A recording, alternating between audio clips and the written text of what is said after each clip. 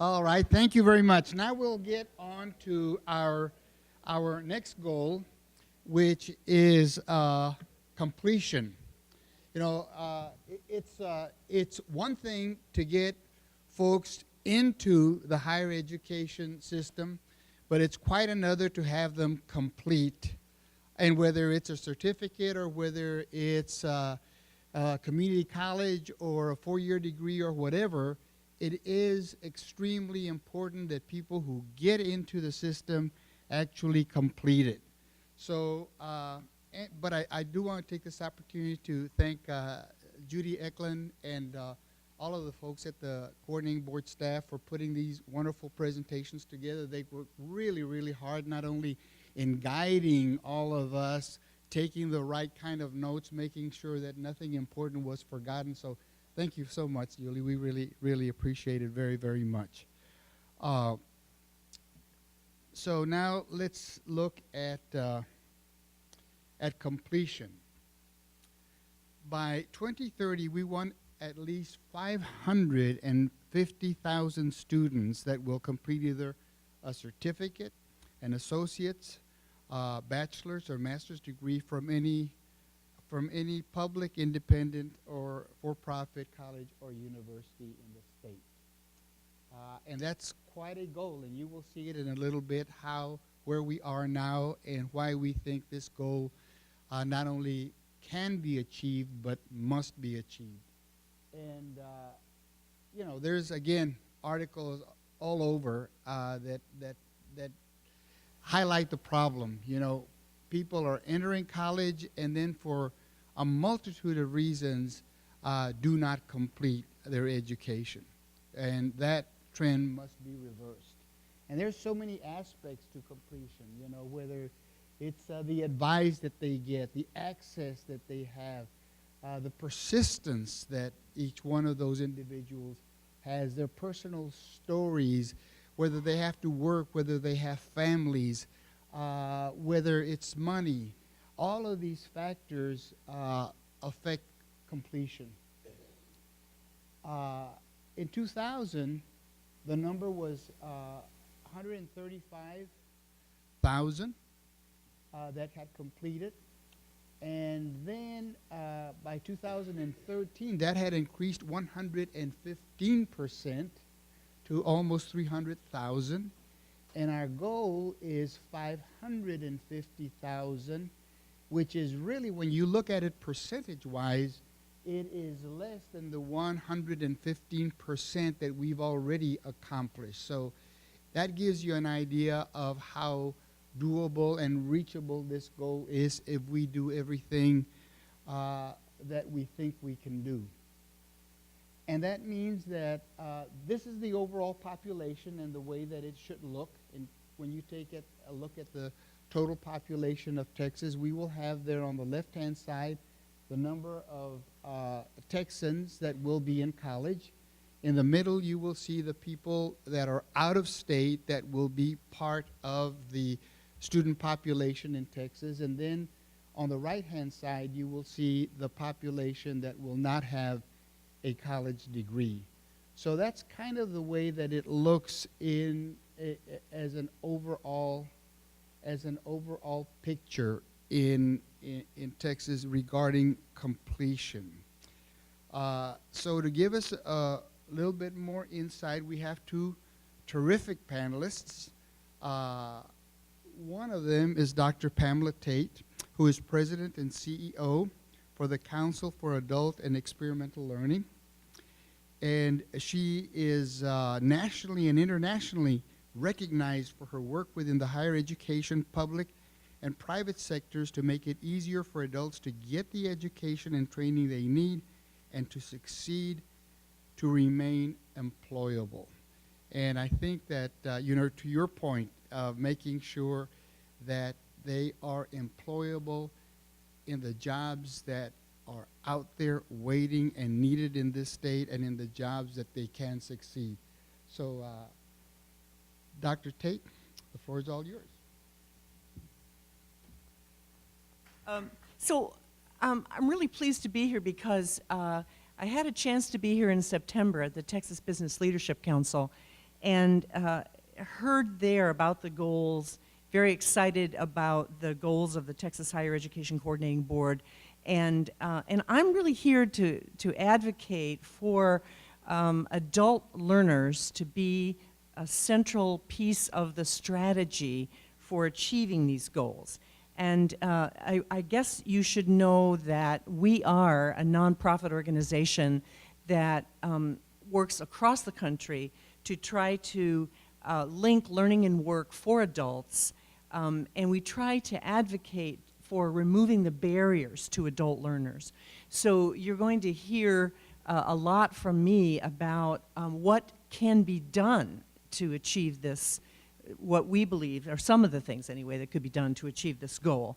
And you've seen a lot of data, so I'm going to skip the national data. There's just one slide that I want to show you.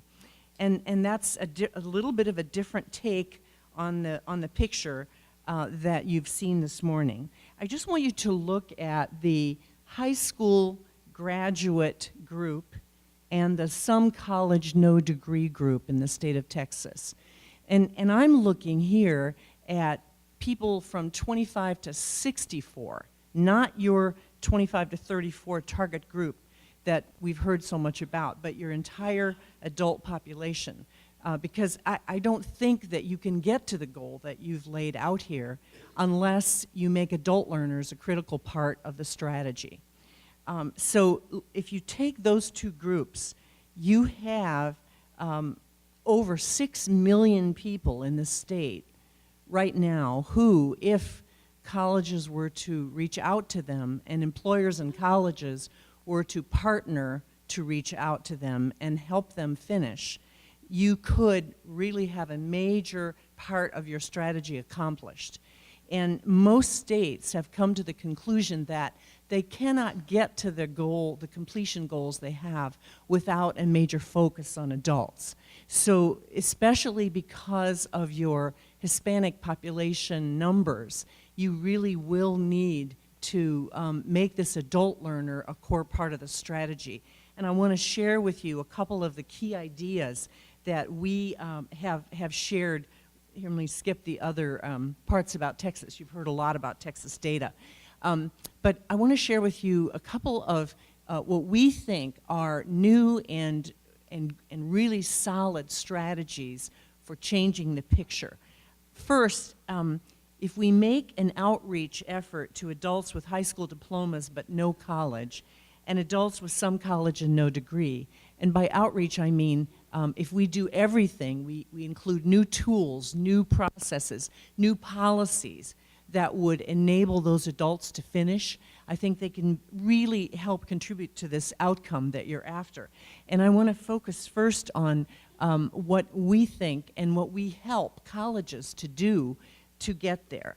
And the first one I want to spend most of the time on because it's not talked about as much, and that is to recognize the prior learning that adults have in your workforce, that they gain from military service, military training, community service, on-the-job learning, corporate training. You have lots of younger and older adults in Texas who are gaining significant college-level learning in those other parts of life, but they don't understand that those areas of learning might be college level and might accelerate their progress to a degree.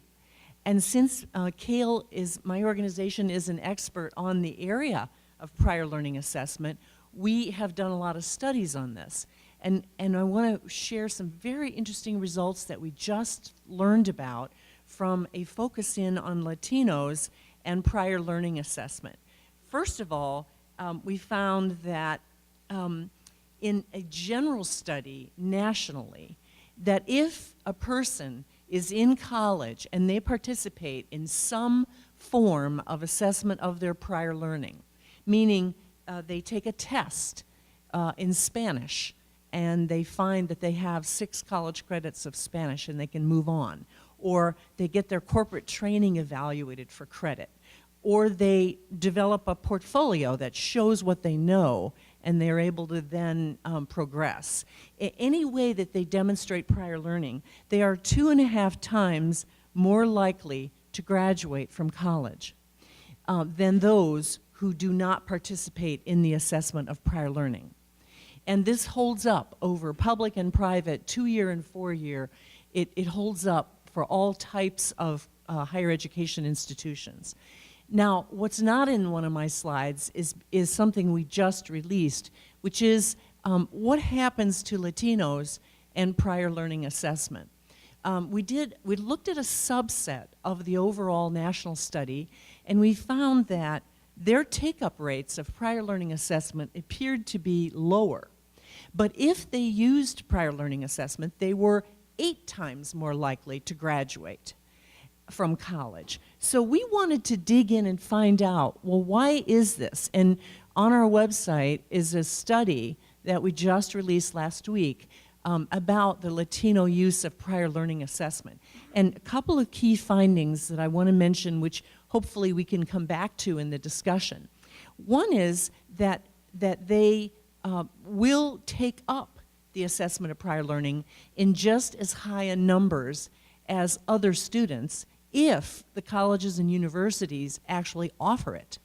But where most of them are going, and that is to community colleges across the country, the prior learning assessment options are either not there or are not visible to these students. And so they don't realize that they have college-level learning.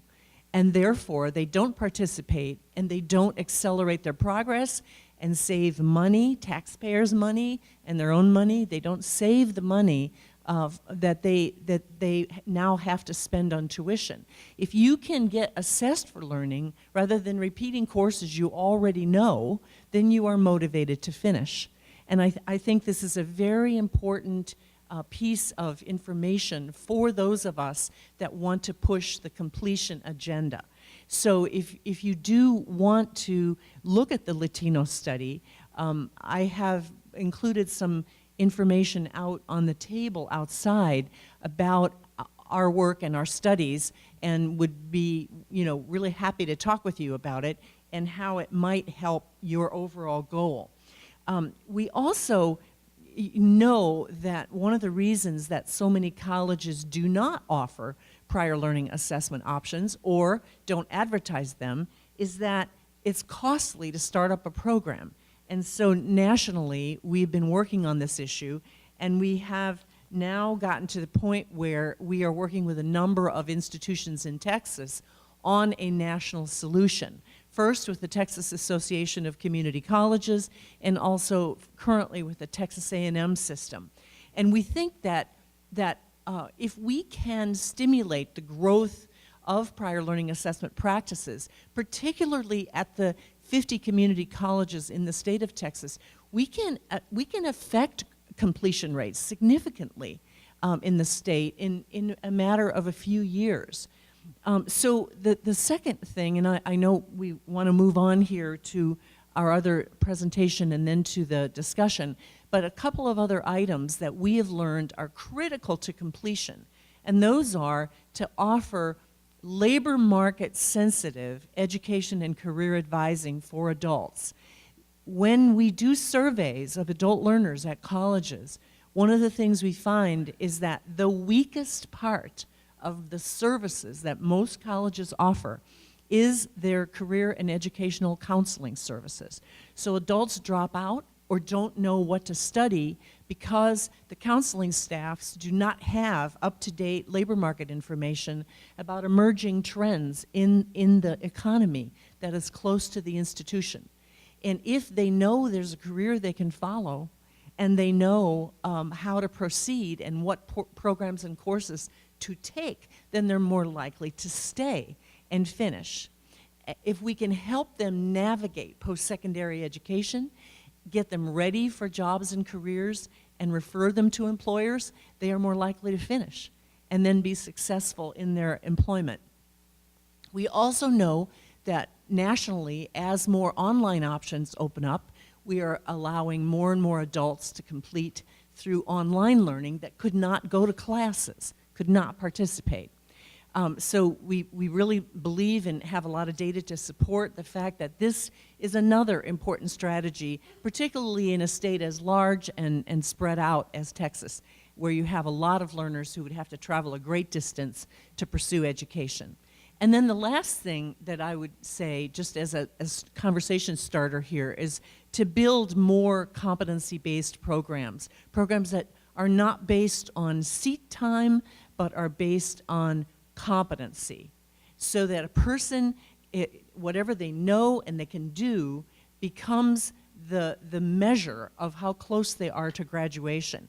You have one of the really exciting new competency programs in the country with South Texas College and Texas A&M University Commerce, where instead of the person having to go through the normal semester after semester course taking to finish, there is a flat rate tuition for a 7-week kind of all-you-can-eat model in a way. It's like everything you can demonstrate that you know and can do in 7 weeks, you pay a flat rate tuition, and then you move on from there. So you can accomplish an associate's or bachelor's degree without having to go on and take the extra years and waste state tuition dollars. So this flat 7-week structure, working through as many courses as you would like, is a very exciting idea. About 200 to 300 colleges in the country are doing it, and you have one of the leaders here. This could be expanded to other Texas institutions. It also changes the role of the faculty and helps faculty help the students to move on more rapidly toward graduation. And the last just external thing is, of course, strategic partnerships with employers. This is what we've seen really moves large employee groups in companies to come back. If the college and university makes a strategic alliance with employers, both large and small employers, then larger numbers of people will return. If customized programs are built, if there's good curriculum development together, if there are real lines of communication between companies and colleges, then it is more likely that people will finish. So these are the things that we have found really are working in other states, and we believe that if this kind of a set of strategies could be seriously considered by the coordinating board and others of you that are working on these issues, that we could help accomplish the goal that has been set out this morning. Thank you.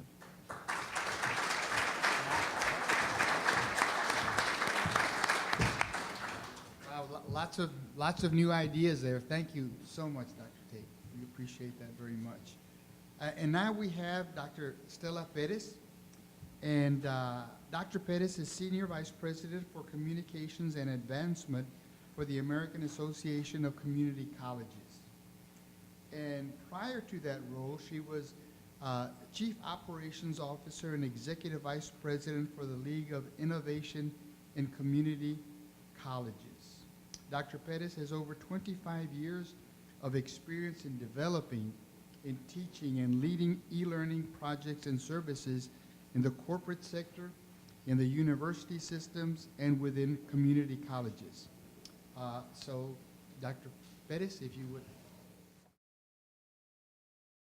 And I'll start with a message from my president and CEO, who's unable to be here today, and that's Dr. Bumpus, who also holds his degree from UT as well. And that's a message from up on the Hill.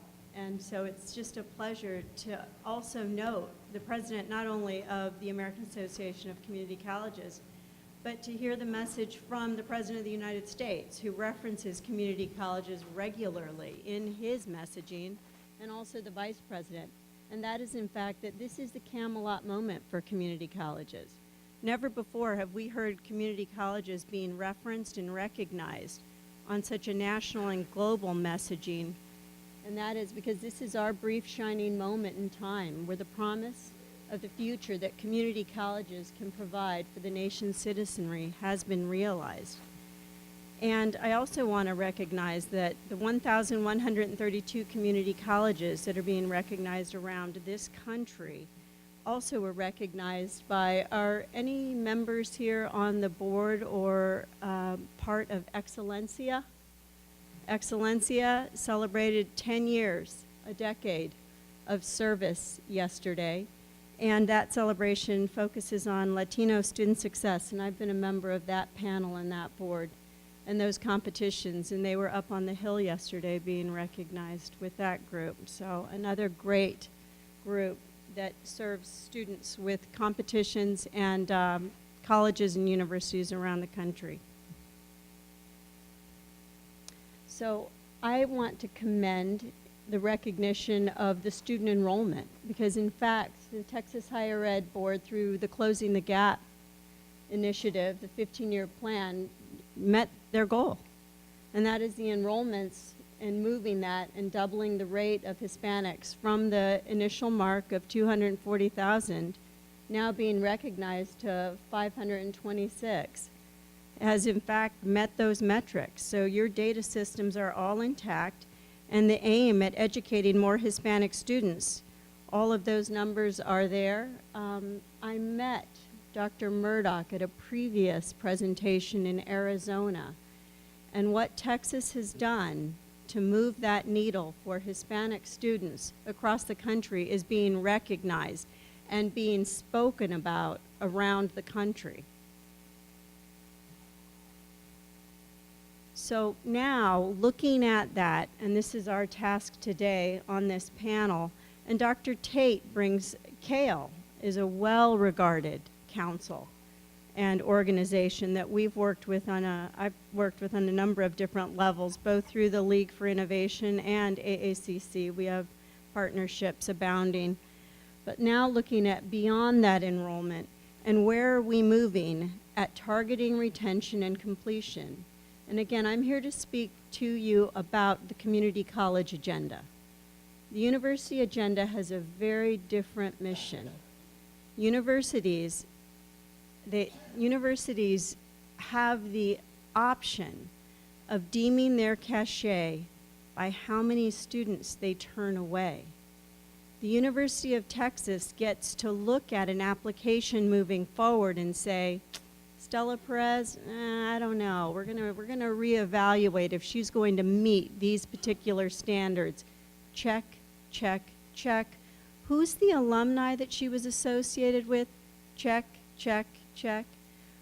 My sister, Violet Perez, had the opportunity to go to Stanford. Check, check, check. My father, Juan Perez, from Brownsville, Texas, whose parents never went to college, fell off an airplane at Davis-Monthan Air Force Base. He was a civil service painter. Broke his back, had nowhere to go from there, 8 children. His wife never graduated from high school. There was one opportunity for him as a, he was basically then disabled, and it was Pima Community College. Open access to higher education where he was able to retrain. Community colleges are America's open access to higher education. It's an open door. We turn away no one. Now, to get into a nursing program, that's a different lever. But no one is turned away from community colleges. And by that metric alone, we have a completely different mission. And it's a 5-pronged mission. And our 5-pronged mission is we prepare students for academic transfer. We also prepare students for workforce, and I heard that message coming through. It's workforce placement, academic and or vocational and technical. You still hear about your Texas A&Ms out there. It's a very good school. We also prepare for continuing education. We're always getting students ready through developmental education and also a message of community service. And by virtue of that 5-pronged mission, we have very, very different completion metrics. And it's very profound that we recognize community colleges have a very different completion agenda than a university's completion agenda. And of course, everyone has data, and we brought you some of ours to date. So with the President of the United States completion agenda for 2020 with Texas's completion agenda on enrollment and with AACC's own completion metrics, we're looking at raising the bar both for short-term certificates and long-term certificates, which we designate short-term certificates are less than 1 year, and those were those immediate sort of workforce certificates. When we hit, my mother was born in 1930, right at the Great Depression, and what we now see is we're coming out of what we'll tell our children we lived through, the Great Recession. This country is coming out of the longest standing recession that we've ever been through. Those short-term certificates, less than 1 year, were community colleges turnkey. We flipped that lever as fast as we could to create immediate sorts of quick turns to get individuals short-term, and Dr. Tate spoke to this briefly, quick ways, less than 1 year, 12 credit courses, getting people back to work, real estate licensing, some short-term sorts of community-based occupational certificates, quick turnkey technical training certificates, and then we also have long-term certificates that were longer than 1 year.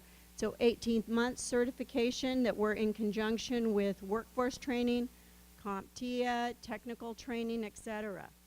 And we saw those completion rates jump. In 2010, from 250,000, we were able to raise short-term certificates to 260 and raise our completion rates.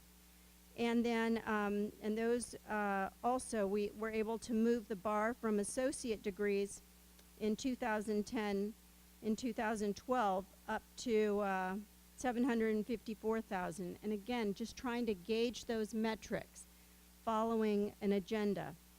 Another thing we recognize, because we work closely with a group called the National Student Clearinghouse, and Dr. Tate alluded to this, we are working with individuals, adult learners, who have a whole different set, a myriad of lifestyles, of challenges that don't fit the average 18-year-old student applying to UT, Texas A&M, and Baylor with a whole different set of circumstances. These students are coming to us as working adults. They have, many of them are single parents. They are supporting families. They are not enrolling into universities looking for fraternity houses and moving into dorms. They have a whole different set of circumstances and scenarios. And many do not complete even a 2-year associate's degree in that 2-year profile. So when we tease out the data, many of those associate degrees occur within 4 years, and if we extend that to 6 years, our completion rates jump. And so National Student Clearinghouse helps us track that over a longer period of time, and we see completion rates fall within that range. But our students complete, and they translate those into workforce and meaningful jobs. And now looking at that mix of credentials. And again, these references follow a 4-year pattern. From in 2012, we are recognizing that community colleges, the 1,132 community colleges in the U.S., and what's interesting is community colleges are an American phenomenon. We're established in Illinois as a launch from the University of Illinois, primarily to meet workforce needs. Community colleges now are being established and being studied all across the country, especially as other countries are building up their manufacturing areas. Community college presidents, American community college presidents, are being invited to work with other countries in India, Indonesia, China, all over to start setting up the community college engine, if you will, to bridge that disparity between the university and the K through 12. For now, though, within our country, community colleges saw 64% of associate degrees awarded in 2012, and certificates we awarded 36% of those. For a total mix of 1.2 million. And after all of that, this is a way to break up our morning. Only in Texas do you really get to say all these kinds of things. With all those statistics, there's 3 kinds of lies. And that's lies, damned lies, and statistics. Most people attribute that to Mark Twain, but really it comes from the British, which we get to borrow again, and that's the Prime Minister, Benjamin Disraeli. So with all those numbers, what do we know that really works? And what do we know that works? And I'm going to speak to, again, community college students that gets them. We know what gets them through the door, because we know that they're coming through the door. They're coming through the door in droves. But what gets them to completion? And what I know, and what we know up on the Hill in DC, and what I also know from the League for Innovation that works, actually comes from Texas, right down the road from a group called Community College Survey of Student Engagement. And that is, 1, orientation. Orientation has to happen within that first week when a student steps on campus. And that orientation doesn't have to come from a student stepping onto campus and then having to enroll in a class and having some sort of formality. Orientation can be an outreach by a faculty member. Orientation can be peer orientation, where you step onto campus and you have another student welcome a student. It can be just having students put a little welcome tag on a car. We also know that, and Dr. Tate spoke to this, fast-track developmental education has to occur.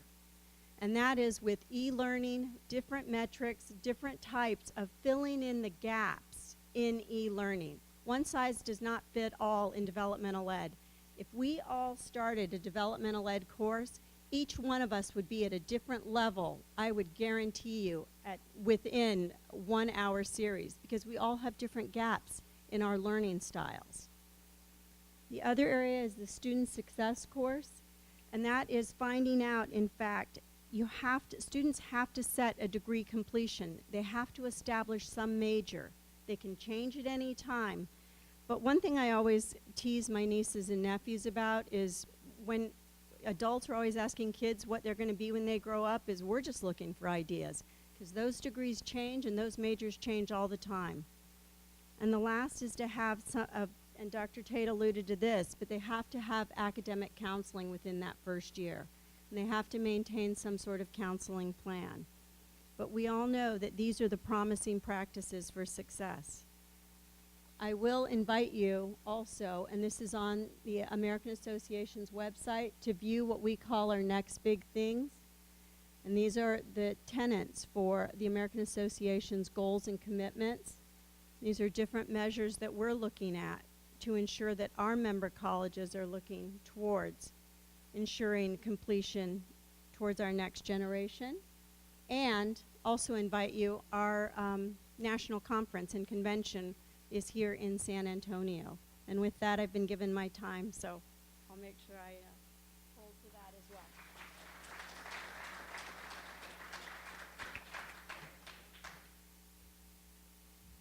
Thank you, Dr. Perez.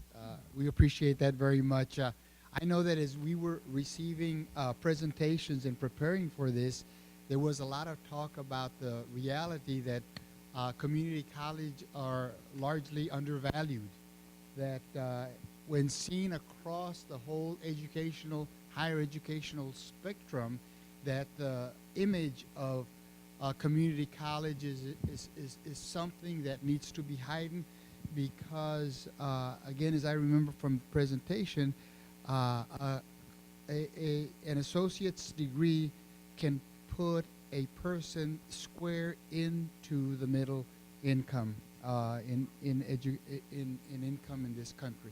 So that's certainly messages that need to be more widely known. Now we've got about 10 minutes or so for Q&A. Any questions of our panelists, please?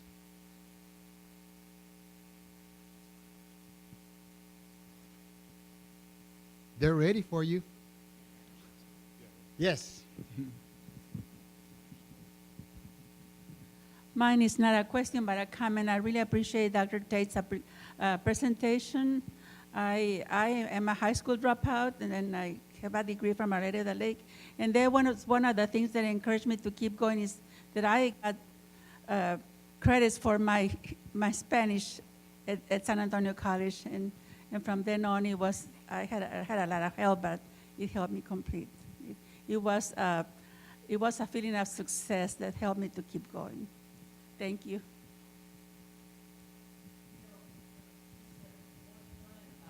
About foreign language.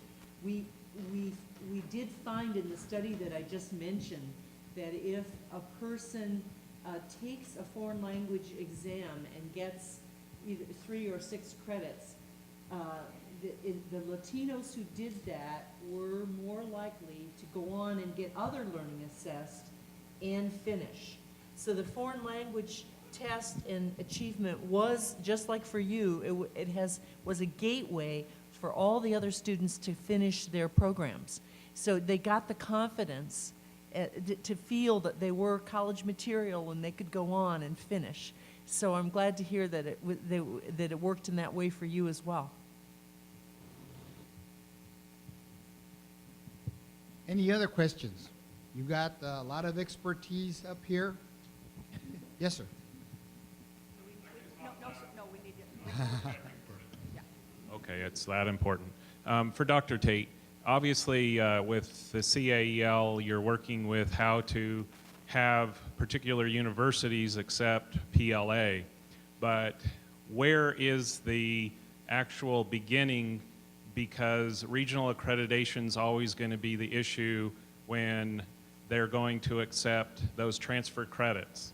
And where can we get the first group to actually say PLA is the way, along with military? I'm military, I was a vet, thank you very much for using ACE, etc. But the regional accreditors are going to have an issue in terms of getting those transfer credits. Not them themselves, but universities that are going to look at the regional accrediting issues and say, I'm not going to do this. So how are you working with them to get that through the bottleneck issue? Thank you. You know, one of the exciting things about the current prior learning assessment environment in the country is that all of the regional accreditors are recognizing that this is a very important part of degree completion goals in the states now. And so SAC-COC, your regional accreditor, has been a partner with us and with AACC and other organizations in saying that these new, they're not so new, but that these forms of assessing learning, like competency-based education and prior learning assessment for adults, are things that they support, that their policies support. And so that message is starting to be carried in their annual meetings and in their messaging, their policies. And so when we find universities who still believe that there's a problem with this, what we do is we show them what the current policies are, and we then encourage them to work with the community colleges that feed students to them, so the two of them together can come up with a common solution. So, for example, here in Texas, we already have the Texas A&M system that is adopting the prior learning assessment practices with us, and is therefore then going to reach out to all of its community college partners for its campuses to say, we will transfer those credits. And so you, in many cases, have to work one system at a time to make it happen, but I see it happening. And you have the leadership of Texas A&M University, their academic vice chancellor, James Hallmark, and his team that have pushed this throughout the A&M system. And if we could get that same agreement across the other 4 systems in the state, then I think we would have the ideal conditions in Texas for this to really grow.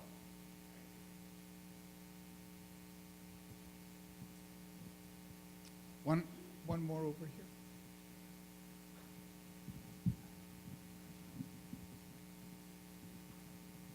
here. So one of the biggest problems we have at my university, the University of Houston, is advising.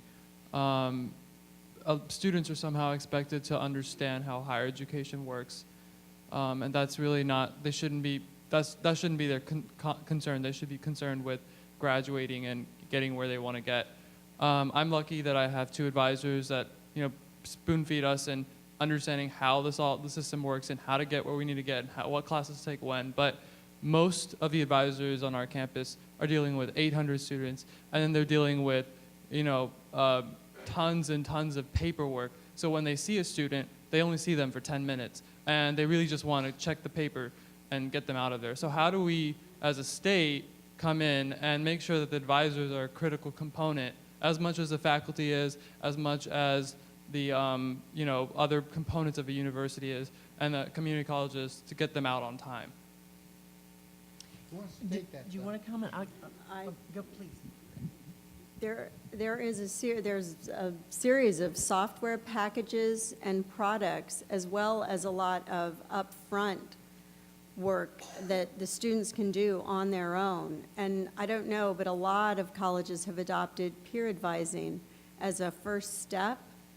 You have a lot of, especially there's new apprenticeship types of workforce scenarios where college counseling systems use peer advising as a first step that sort of becomes that first line and eliminates that paperwork process pieces. It gives students some experiential learning, helps students bond in a meaningful way, and then elevates paperwork processing for institutions and offloads a lot of that for the counseling departments.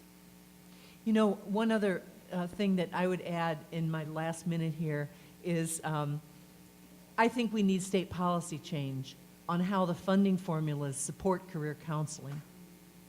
Because in most states, including this one, there just isn't enough funding coming to colleges for this function. This 1 to 800 ratio is just unacceptable.